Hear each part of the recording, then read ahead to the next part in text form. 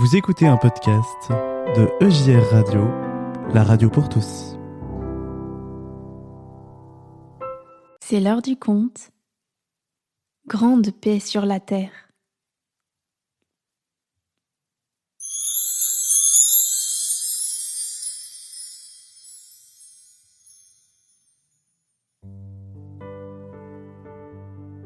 Dans l'église en pierre d'un petit village de montagne, un curé découragé est en train de prier. C'est le père Valentin. Chut, écoutez. Seigneur, j'en ai assez.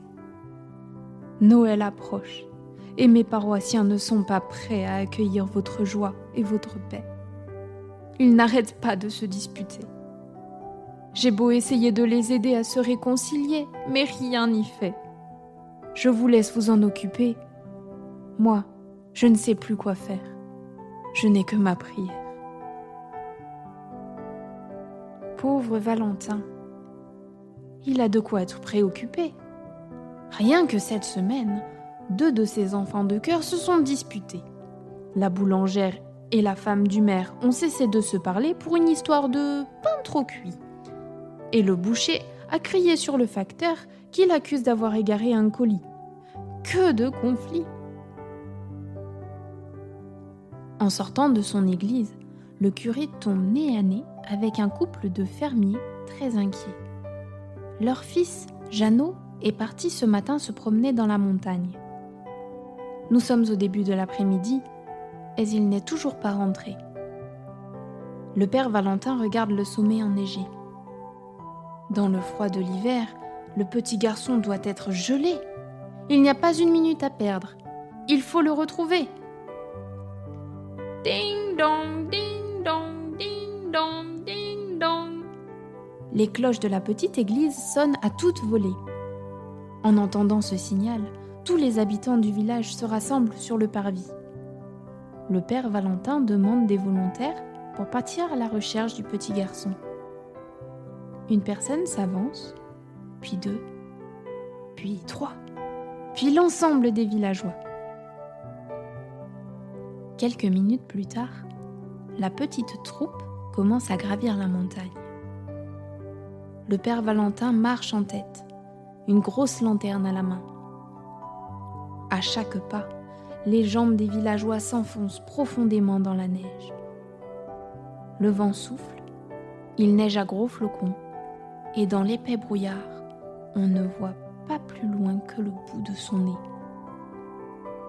Oubliant leur dispute, les villageois s'entraident. La boulangère soutient la femme du maire qui a du mal à avancer. Les enfants du village crient à plein poumon le prénom de leur ami. Jeannot! Jeannot! Enfin, après 1 heure d'effort, une petite voix se fait entendre. Par ici! Je suis là!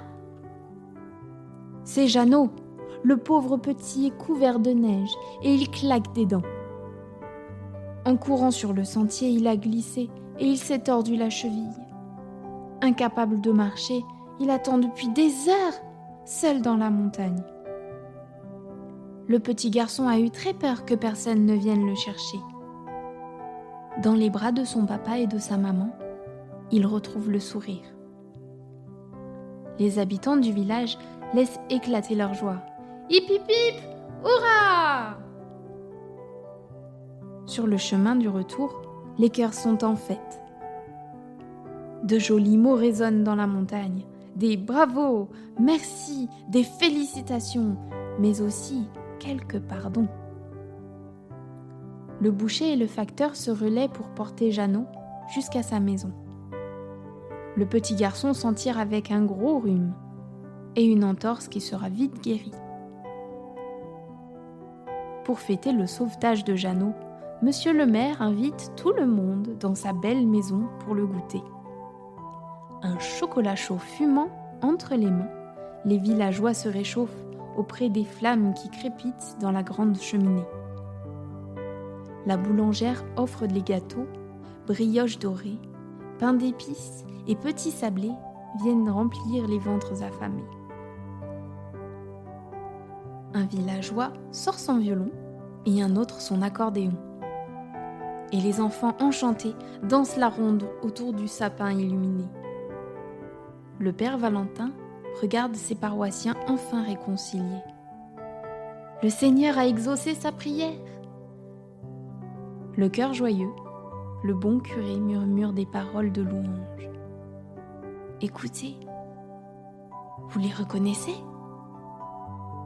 C'est avec ces paroles que les anges ont loué Dieu dans le ciel, le soir de Noël. Gloire à Dieu au plus haut des cieux, paix sur la terre aux hommes